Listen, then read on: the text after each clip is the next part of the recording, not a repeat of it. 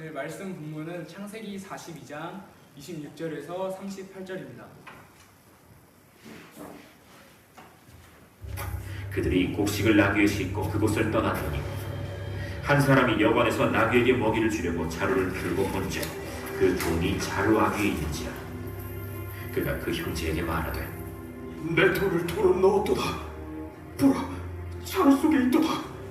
이에 그들이 혼이 나서 떨며 서로 돌아보며 말하되 하나님이 어찌하여 이런 일을 우리에게 행하셨는가? 그들이 가나안 땅에 돌아와 그들의 아버지 야곱에게 이르러 그들이 당한 일을 자세히 알리어 아뢰되 그 땅의 주인인 그 사람이 엄하게 우리에게 말씀하고 우리를 그 땅에 대한 정탐꾼으로 여기기로 우리가 그에게 이르되 우리는 확실한 자들이요 정탐꾼이 아니니이다. 우리는 한 아버지의 아들 12형제로서 하나는 없어지고 막내는 오늘 우리 아버지와 함께 가나안 땅에 있나이다 하였더니 그 땅의 주인인 그 사람이 우리에게 이르되 내가 이같이 하여 너희가 확실한 자들임을 알리니 너희 형제 중에 하나를 내게 두고 양식을 가지고 가서 너희 집안의 굶주림을 구하고 너희 막내 아우를 내게로 데려오라. 그러면 너희가 정탐꾼이 아니오 확실한 자들임을 내가 알고 너희 형제를 너희에게 돌리리니 너희가 이 나라에서 무역하리라 하도이다. 하고 각기 자루를 쏟고 본즉 각 사람의 돈 뭉치가 그 자루 속에 있는지라. 그들과 그들의 아버지가 돈 뭉치를 보고 다 두려워하더니 그들의 아버지 야곱이 그들에게 이르되 너희가 나에게 내 자식들을 잃게 하도다. 요셉도 없어졌고 시므온도 없어졌거니 베냐민을 또 빼앗아가고자 하니 이래 다 나를 해롭게 하리로다. 르우벤이 그의 아버지에게 말하여 이르되 내가 그를 아버지께로 데리고 오지 아니하거든 내 두 아들을 죽이소서. 그를 내 손에 맡기소서. 내가 그를 아버지께로 데리고 돌아오리이다. 내 아들은 너희와 함께 내려가지 못하리니 그의 형은 죽고 그만 남았습니다. 만일 너희가 가는 길에서 재난이 그에게 미치면 너희가 내 흰머리를 슬퍼하며 스올로 내려가게 함이 되리라. 아멘. 아멘. 목사님께서 두려움과 원망 대신 하나님을 바라보자 라는 제목으로 설교 전해주시겠습니다. 네, 여러분들 일주일 동안 또 즉각되게 임무 수행하느라 대단히 수고 많았습니다. 우리 앞뒤 좌우에 있는 전우들 바라보면서 우리 반갑게 할렐루야로 인사합시다. 할렐루야, 할렐루야. 네, 많이 피곤하죠, 여러분? 네, 피곤합니다.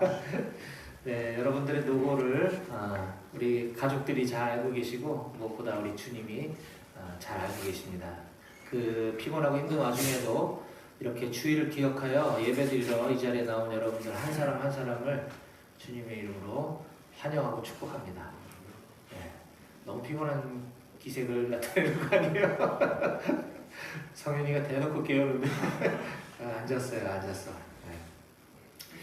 네, 오늘은 13시 30분에 매주 있는 설수모 설교 듣고 수다 떠는 모임 대신에 오늘은 30분만 늦춰서 14시에 찬양팀 세미나를 이곳 예배당 본당에서 실시합니다. 지난 5월 우리 교회 위문 집회에 오셨던 프로 뮤지션 SM니 선생님께서 오셔서 또 피아노 반주하시는 집사님과 같이 오실 겁니다. 그래서 우리 찬양팀들 연습하는 과정 보면서 원포인트 레슨 내지는 향후 세미나 계획 등등을 이제 구상하고자 오늘 오시니까 그래서 시간은 30분 좀 늦춘 거고 우리 모든 찬양팀들은 다 근무나 다른 임무가 없으면 다 나와 주시기 바라고 난 찬양팀 아니어도 언젠가 찬양팀 할지도 모른다 또는 나는 찬양 또는 음악에 관심 있다 하는 분들은 누구나 오셔도 좋습니다. 많이 참석해 주시기를 부탁드리겠습니다. 이따 14시에는 간식을 좀 많이 준비해 주나요? 우리 동희 형제님? 평상시보다 더 많이 준비해 주나요? 물어보는 건지 강요하는 건지 모르겠지만 예, 부탁드리겠습니다. 그리고 우리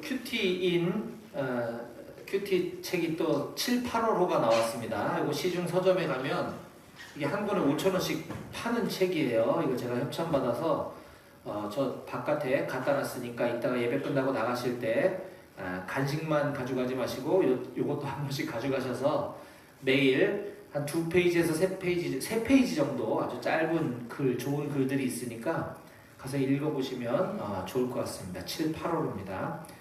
뒤에 한 11권, 12권 정도 갖다 놨는데 모자라면 제가 더 가져올 테니까 양보한다고 또 이렇게 서로 양보하느라고 안 가져가지 마시고 항상 보면 많이 남더라고요, 이 책이. 그래서 제가 조금만 갖고 온 건데 제가 착각하는 건가? 더 많이 갖고 오면 더 많이 가져갈지 모르겠는데 아무튼 많이들 챙겨가시면 좋겠습니다. 네, 감사합니다. 그리고 우리 교회는 예배 시간에 헌금 시간이 따로 없습니다. 우리 헌금 계좌는 우리 군종병 단톡방과 또 네이버 밴드에 공지되어 있습니다. 나 헌금하고 싶은데 계좌를 몰라서 못한다. 이런 일이 있으면 안 되겠죠. 일단 광고 시간에도 또 광고할 테니까 온라인으로 헌금하시면 되겠습니다. 그리고 네이버 밴드 얘기를 했는데 우리 네이버에 높은 뜻 105교회 혹은 105 포병대대 뭐 등등으로 검색을 하면 우리 밴드가 검색이 됩니다. 그래서 완전 개방은 아니고 이제 신청을 하면 제가 이렇게 수락을 하는 시스템인데 우리 여기 있는 용사들은 근무나 출타 등으로 인해서 예배 함께하지 못할 경우에 차후에라도 예배 실황을 볼 수 있도록 하기 위함이기도 하고 또 동시에 우리 부모님들이나 가족분들에게도 알려주시면 제가 다 수락을 해드립니다. 그러면 우리 아들이 군에 가서 예배를 잘 드리는지 물론 여러분들 모습을 보일 수는 없지만 어떤 설교를 듣고 어떤 예배를 드리고 있는지 부모님들도 아실 수 있어서 좋을 것 같고 또 교회 다니지 않는 부모님이라 하더라도 또 이 기회를 통해서 또 말씀을 듣고 또 이렇게 복음이 전해질 수 있는 그런 계기가 되기 때문에 우리 많은 부모님들이 실제로 네이버 밴드에 들어와 계십니다. 그래서 여러분들도 가입 안 한 분들은 가입해 주시고 또 부모님들 또 가족들에게 이야기해 주시면 좋을 것 같다는 생각이 듭니다. 네,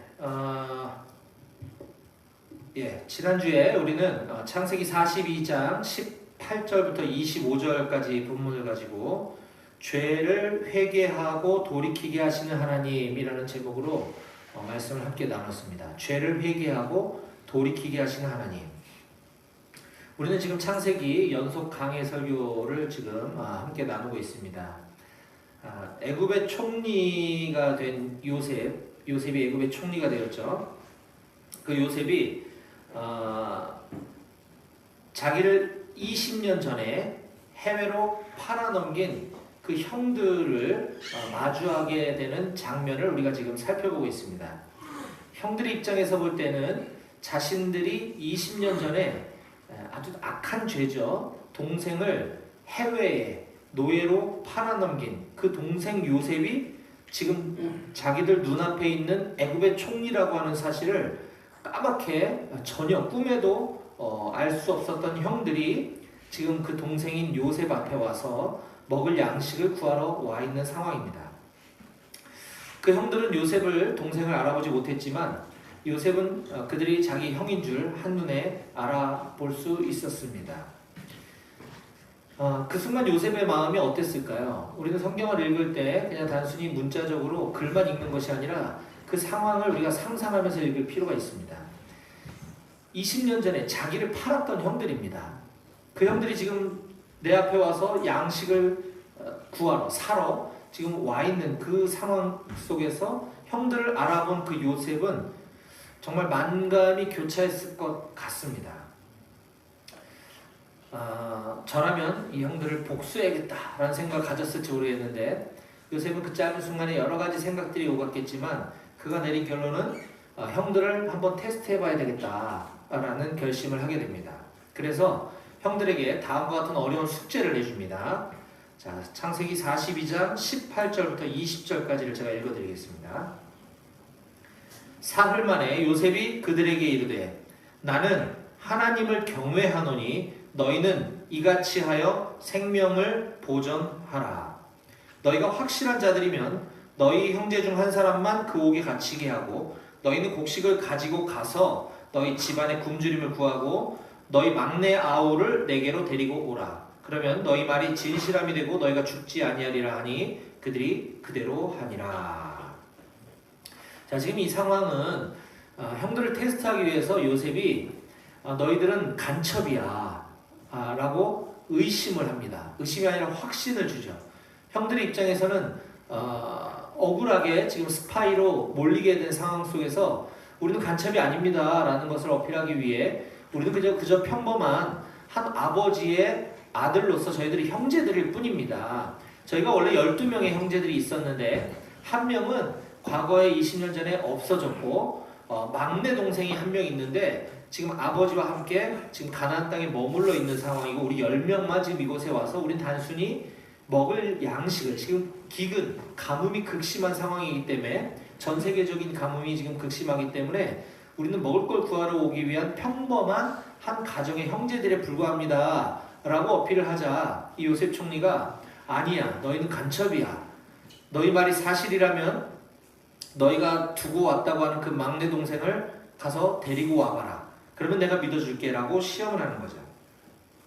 그런데 방금 제가 읽었던 이 18절에서 20절까지 본문에서 우리가 주목해야 되는 한 가지 장면은 애굽의 총리인 요셉입니다. 자, 애굽은 이집트 땅이죠. 이집트는 하나님을 믿는 사람들이 아니라 다른 신을 섬기고 다신을 믿는 그런 국가입니다. 그 나라의 2인자, 국가 서열 2인자인 총리가 나는 하나님을 경외한다라는 고백을 하고 있는 장면입니다. 자기가 하나님을 믿는 사람임을 당당히 드러내면서 자기의 신앙 정체성을 드러내고 있다 하는 것이죠. 뿐만 아니라 내가 하나님 믿는 사람이기 때문에 너희들이 살 수 있는 방법을 내가 제시해 주겠다라고 이야기하고 있는 것입니다. 나는 하나님을 경외하노니 너희는 이같이 하여 생명을 보존하라. 이 장면이 바로 그것인 거죠. 자, 이처럼 여기 있는 저와 여러분들 우리들도 선한 일에 하나님을 믿는 믿음의 사람임을 당당히 드러내며 살아가시길 부탁드립니다. 아멘. 예. 그러나 악한 일에는 하나님을 믿는 사람임을 드러내지 말라고 제가 부탁드렸죠. 물론 악한 일에 연루돼서는 안 되겠어요. 자, 그렇게 애굽에 단순히 먹을 양식을 구하러 갔던 이들 형제들은 애굽 총리 앞에서 지금 간첩으로 첩자로 몰리게 되자 큰 난관에 봉착했습니다. 매우 큰 위기에 빠지게 되었죠. 그런데 바로 그 순간에 그들은 자신들이 20년 전에 저질렀던 엄청난 죄, 동생을 해외의 노예로 팔아버린 그 죄가 지금 20년 만에 생각이 났습니다. 21절입니다. 그들이 서로 말하되 우리가 아우의 일로 20년 전에 있었던 그 요셉을 팔아넘겼던 바로 그 일로 말미암아 범죄하였도다. 그가 요셉 동생이 우리에게 애걸할 때에 그 마음의 괴로움을 우리가 보고도 눈으로 보고도 듣지 아니하였으므로 안 들어주고 못 들은 척했으므로 이 괴로움이 지금 우리에게 임하는구나 라고 지금 자기들끼리 얘기하고 있는 장면입니다. 애굽의 총리는 이집트 말을 쓰는 사람이기 때문에 중간에 통역을 써서 대화를 주고받았지만 요셉은 당연히 히브리 말을 알아듣는 사람이었죠. 그래서 지금 이들의 대화를 통역이 없어도 요셉은 다 알아듣고 주체할 수 없는 감정이 복받쳐 올라와 눈물이 왈칵 쏟아지려고 하는 찰나에 그 자리를 피해서 몰래 가서 엉엉 울고 돌아옵니다. 24절 요셉이 그들을 떠나가서 울고 다시 돌아와서 그들과 말하다가 그들 중에서 시므온 둘째 형입니다. 시므온을 끌어내어 그들의 눈앞에서 결박하고 나머지를 돌려보내줬다는 겁니다. 이처럼 하나님께서는 지금 그들의 죄를 생각나게 해주신 겁니다. 그들은 20년 동안 요셉이라는 존재 또 요셉을 자기들이 팔아넘겼다는 그 죄책감 전혀 느끼지 않고 그냥 마치 아무 일도 없었다는 듯이 20년이라는 세월을 살아왔습니다. 근데 지금 이 순간 요셉 총리 앞에서 자신들이 간첩으로 내몰리고 자기들이 감옥에 갇힐 그 위기의 순간에 처하자 그 죄가 생각난 것입니다. 하나님께서 생각나게 해주신 것입니다.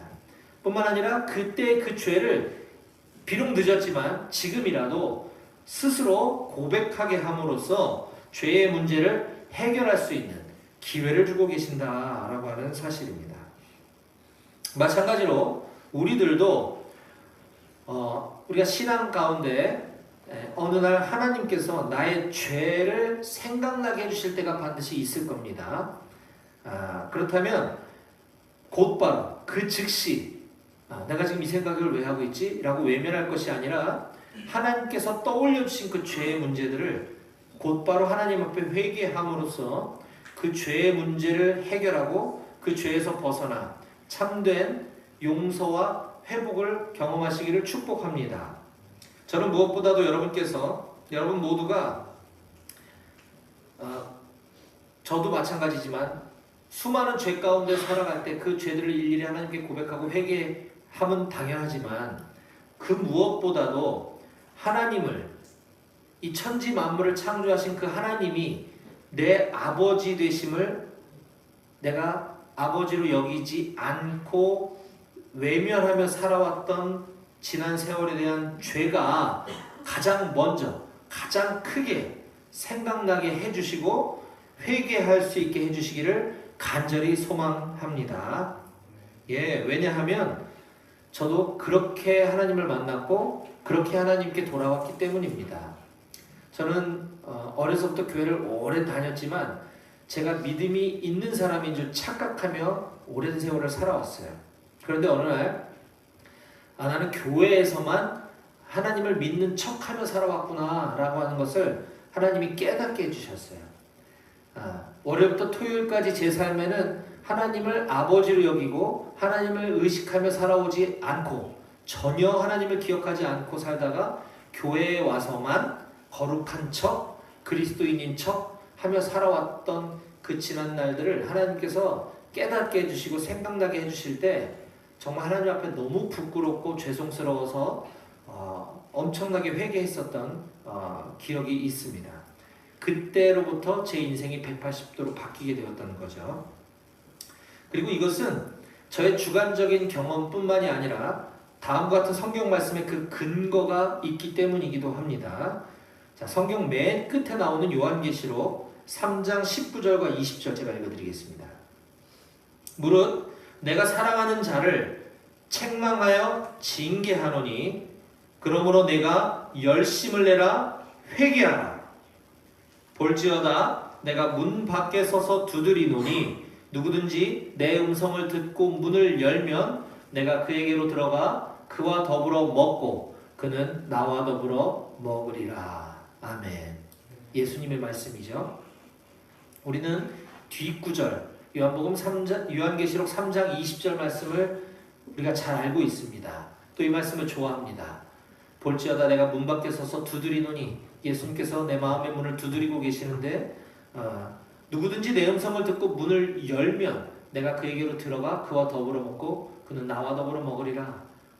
마음의 문을 활짝 열고 예수님을 받아들이기만 하면, 영접하기만 하면 된다라고 하는 아주 쉬운 구원의 원리입니다. 그러나 우리가 잊어버려서는 안 될 것은 그 앞에 내가 사랑하는 자를 책망하여 징계한다.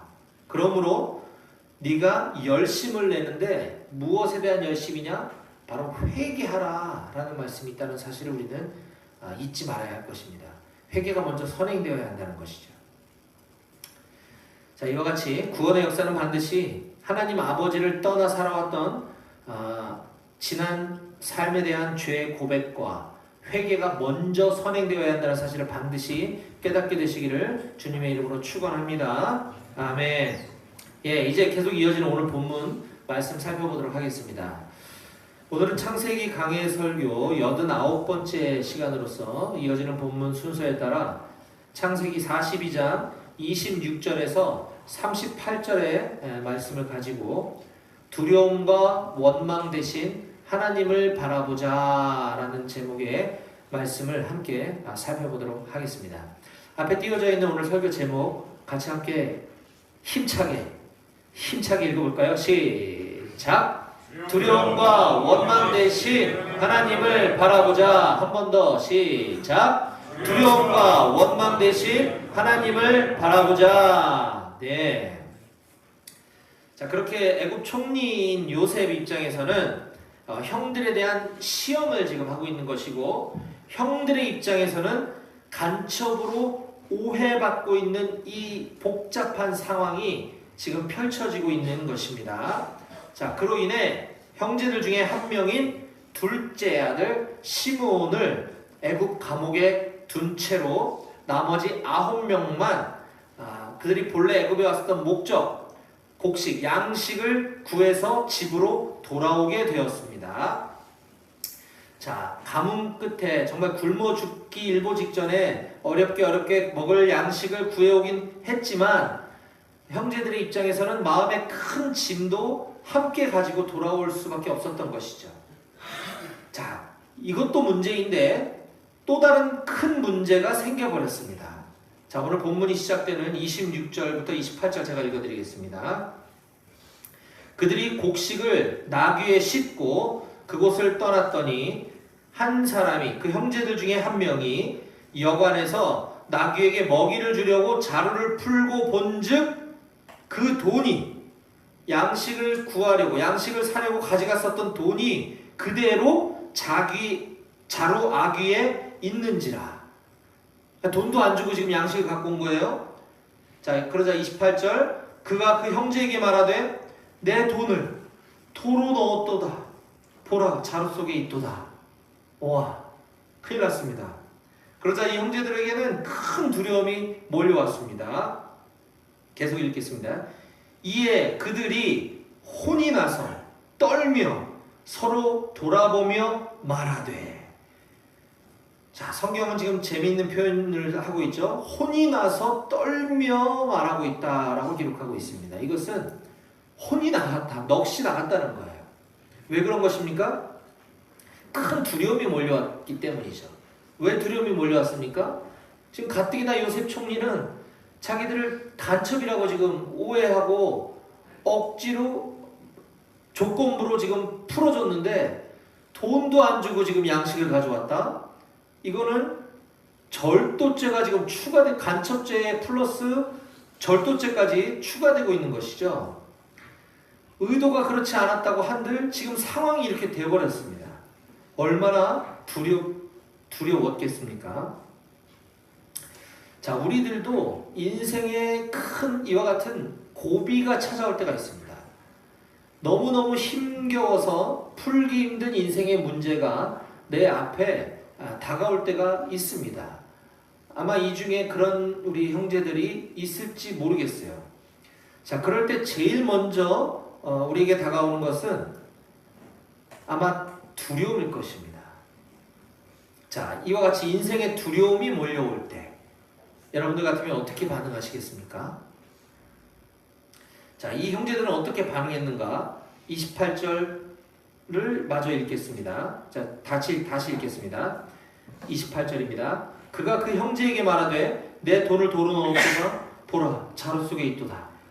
이에 그들이 혼이 나서 떨며 서로 돌아보며 말하되 하나님이 어찌하여 이런 일을 우리에게 행하셨는가 하고. 자, 이렇게 두려움이 몰려올 때, 인생의 두려움이 찾아올 때 이들의 반응은 하나님을 향한 원망이었습니다. 인생의 두려움이 몰려올 때 자연스럽게 따라오는 반응이 하나님을 향한 원망이었다. 저는 이것이 옳은 일이라고는 말하지 못할 것 같습니다. 그러나 이거는 인간의 본성이 죄인이기 때문에 어쩌면 자연스러운 반응이다 라고는 말할 수 있을 것 같습니다. 그러니 우리가 이제 신앙이 성숙한 사람은 그래서는 안 되겠지만, 우리가 이제 하나님을 믿기 시작하고 하나님을 알아가고 싶은 그런 단계에 있는 여러분들 중에는 혹시라도 인생에 이런 큰 문제와 두려움이 다가올 때 하나님을 향한 원망도 때로는 괜찮다라는 말씀을 드리고 싶습니다.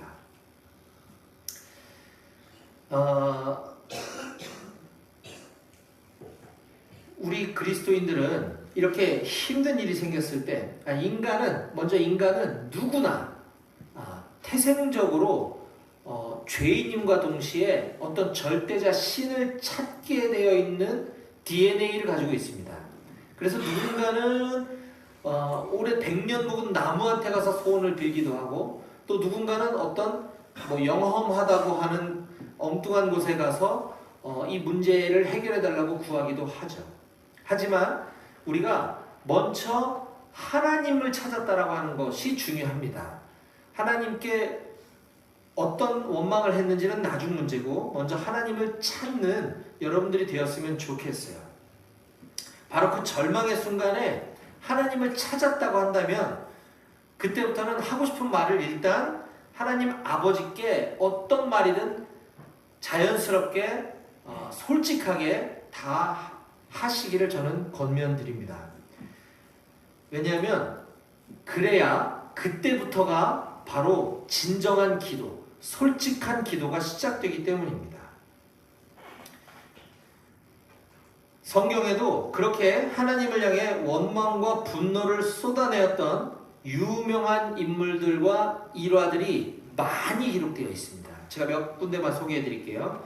시편 13편 1절입니다. 시편 13편 1절, 다윗의 기도인데요. 다윗 너무나 유명하죠. 여호와여, 어느 때까지니까 나를 영원히 잊으시나이까? 주의 얼굴을 나에게서 어느 때까지 숨기시겠나이까? 나의 영혼이 번민하고 종일토록 마음에 근심하기를 어느 때까지 하며 내 원수가 나를 치며 자랑하기를 어느 때까지 하리까?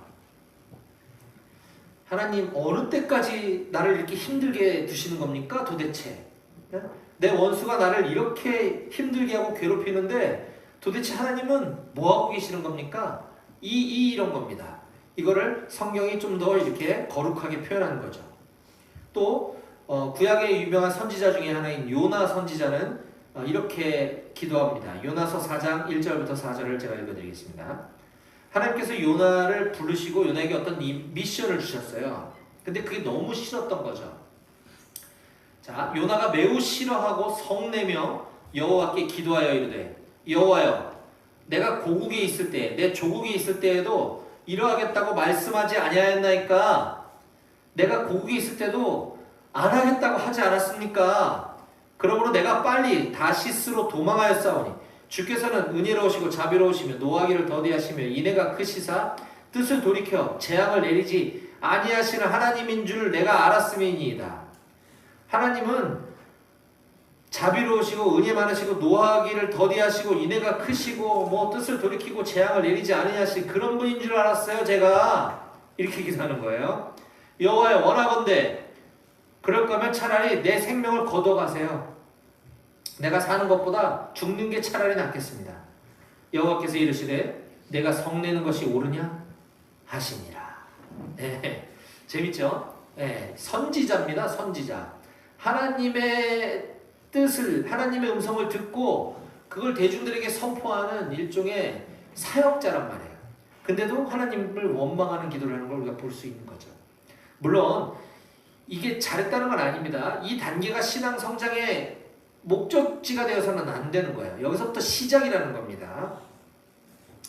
자, 그렇게 격식을 갖추지 않고 솔직하게 여러분들의 마음을 다 쏟아낼 때 우리의 다정한 아버지 되시는 하나님께서는 여러분들을 따뜻한 말로 위로해 주시고 또 방향을 제시해 주실 줄로 꼭 믿으시기 바랍니다. 예. 자, 그러한 원망을 가득 안고 지금 아버지 야곱이 계신 집으로 귀가한 이 요셉의 형제들은 그동안 애굽에서 있었던 일들을 아버지께 보고합니다. 29절. 창세기 42장 29절이죠. 그들이 가나안 땅에 돌아와 그들의 아버지 야곱에게 이르러 그들이 당한 일을 자세히 알리어 아뢰되, 그 땅의 주인, 애굽의 주인인 그 사람이, 그 총리가 엄하게 우리에게 말씀하고 우리를 그 땅에 대한 정탐꾼, 간첩으로 여기기로 우리가 그에게 이르되 우리는 확실한 자들이요 정탐꾼이 아니라고 얘기했습니다. 아버지, 우리는 한 아버지의 아들 12형제로서 하나는 없어지고 막내는 오늘 우리 아버지와 함께 가나안 땅에 있나이다라고 우리가 애굽 총리에게 말을 하였더니 그 땅의 주인인 그 사람 그 총리가 우리에게 이르되 내가 이같이 하여 너희가 확실한 자들임 너희가 간첩이 아니라고 하는 걸 내가 알리니 너희 형제 중에 한 명을 남겨두고 양식을 가지고 돌아가서 너희 집안에 굶주림을 구하고 너희 막내 아우를 한번 데리고 와봐라. 그러면 너희가 정탐꾼이 아니고 간첩이 아니고 확실한 민간인임을 내가 인정하고 너희 형제 남겨두었던 너희 형제를 돌려보내 주겠다. 너희가 이 나라에서 무역도 할 수 있게 해주겠다라고 얘기했습니다. 라고 아버지 야곱에게 지금 보고를 하고 있는 것이죠. 자, 이 소식을 지금 전해들은 아버지 야곱의 심정은 어떻겠습니까? 아마 심장이 덜컥 내려앉지 않았을까요? 그런데 엎친 데 덮친 격으로 또 다른 문제가 발생합니다. 아까 이 집으로 돌아오는 귀경길에 형제들 중 한 명이 여관에서 자기 배낭에 양식을 주려고 그 가져왔던 돈 뭉치가 그대로 있는 걸 보고 깜짝 놀랐다 그랬죠. 그런데 집에 돌아와서 지금 35절입니다.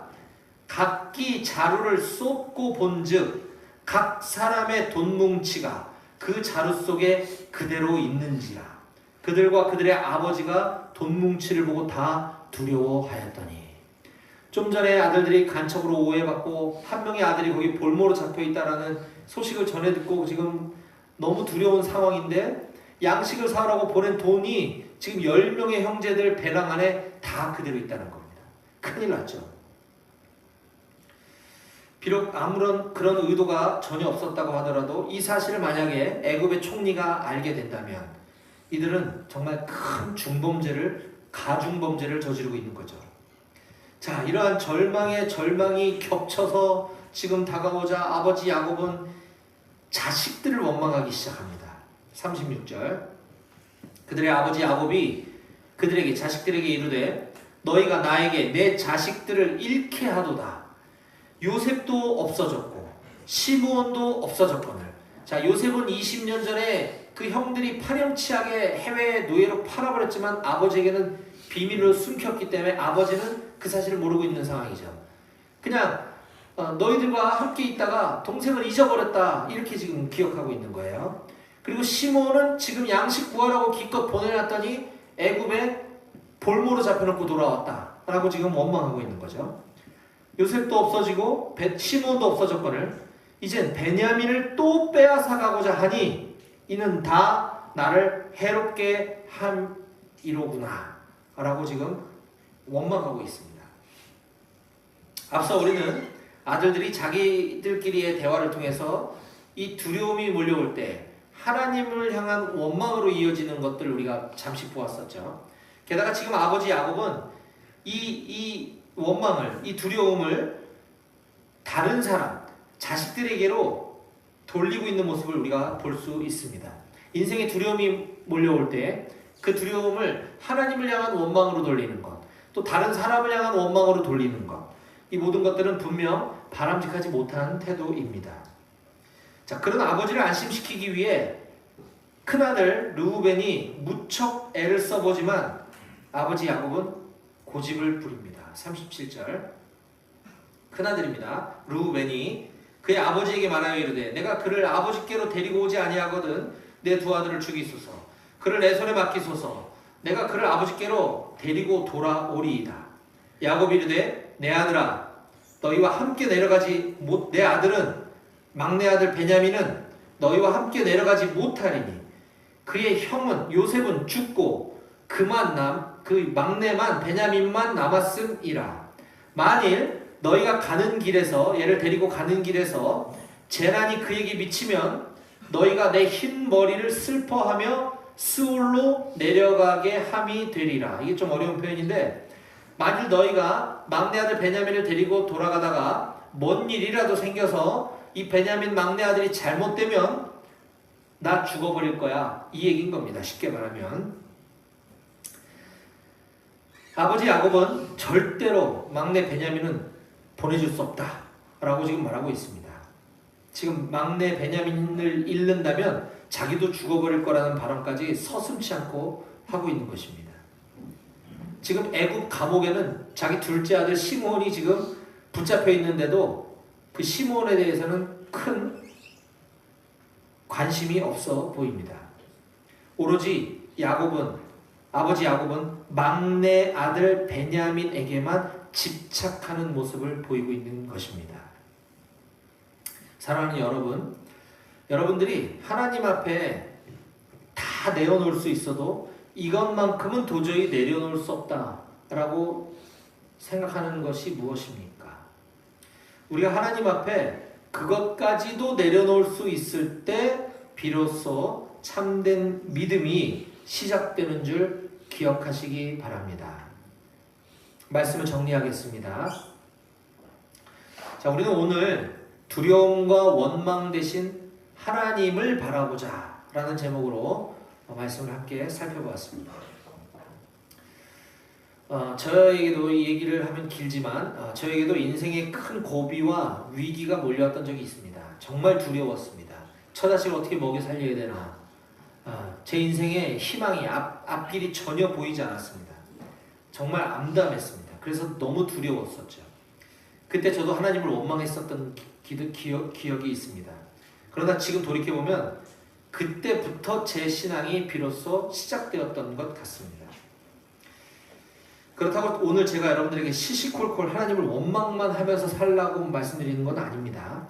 자, 인생의 어둡고 막막한 절망의 순간에 인생에 풀리지 않는 어려움이 몰아칠 때 다른 곳을 찾아 헤매이지 말고 간절하게 하나님만 찾고 하나님께 솔직하게 있는 그대로 나의 심정을 다 쏟아내서 하나님께 기도로 말씀드리라 라는 점을 강조하고 있는 것입니다. 창세기 본문 속 애굽 총리 요셉은 자기 형들을 죽이거나 복수를 하려는 의도가 전혀 없었습니다. 요셉은 오히려 자기를 죽이려 했던 형들을 여전히 자기 형들로, 자기 가족으로 여기고 있습니다. 그들이 자신의 잘못을 스스로 깨닫고 뉘우치고 회개할 기회를 주고 기다리고 있는 것입니다. 마찬가지로 온 우주 만물을 창조하신 전지전능한 하나님께서는 우리의 죄악에도 불구하고 우리를 당신의 자녀로 삼아주셨습니다. 하나뿐인 독생자 외아들 예수 그리스도를 우리를 위해 십자가 사형틀에 내어주실 정도로 우리를 끝까지 사랑해 주셨습니다. 그렇게까지 하면서 우리가 하나님을 외면하며 아버지를 외면하며 살아왔던 잘못된 삶을 우리 스스로 깨닫고 뉘우치고 회개하고 아버지께로 돌아올 수 있도록 기회를 주고 기다리고 계십니다. 그러므로 우리에게도 어떤 고난과 역경이 찾아온다면 그 고난과 시련 앞에서 하나님을 원망하거나 불평하기보다는 그 일을 허락하신 하나님의 선하시고 기뻐하시고 온전하신 뜻을 신뢰하시기 바랍니다. 저는 우리 사랑하는 높은 뜻 백오교회 모든 장병들이 두려움과 원망 대신 하나님만 바라보는 삶을 모두 다 살아가시기를 주님의 이름으로 간절히 축원합니다. 아멘. 기도하시겠습니다.